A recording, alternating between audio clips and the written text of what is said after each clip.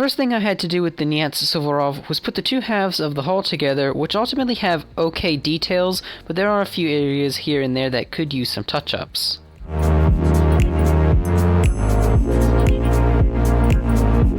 After the glue had dried, obviously there's going to be some type of seam left on a model kit that needs to be placed together like this, so I'm going to use Testra's putty to fill it in.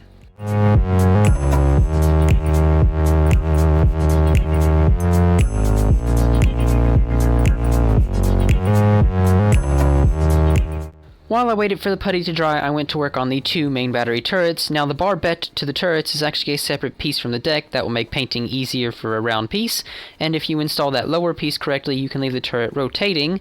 Now if you install the guns properly as well, they will also be able to elevate and depress, but there is no blast bags for the gun's base.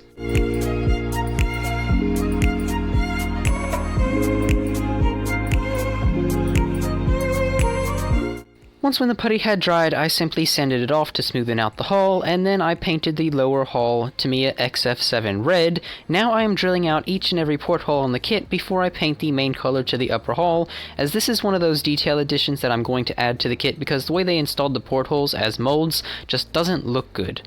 Now I know very little about Russian warships, so ultimately I found a few online articles that said that the Russian Pacific Squadron was painted in a drab green. Once the paint on the deck had dried, I'd filled in a series of deck holes with a Sharpie to make it appear as though there is glass present in these sections. Once when that was completed, I went to install the tertiary battery to the upper hull of the ship. Now unfortunately, the casings that are going to hold the tertiary battery actually don't have any connection point. You just have to align them with the hole that the gun is actually going to stick through, which can be quite complicated as they don't sit very well. The tertiary battery also wouldn't fit in their casing properly, so I had to cut the base of them off, which just left the barrel and the breech. Now I also painted the tertiary battery in a drab green, but this drab green was from Model Colors, whilst the hull of the vessel is painted from AK's drab green, and the drab green from Model Colors is significantly lighter for some reason.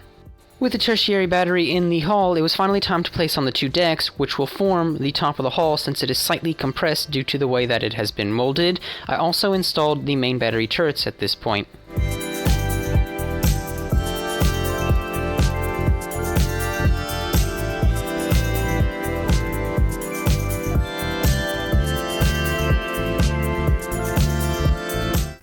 With the deck dried, I went on ahead and installed the propeller shafts and the propellers, which needed a lot of work because they had a ridiculous amount of flash onto them due to the way they were molded.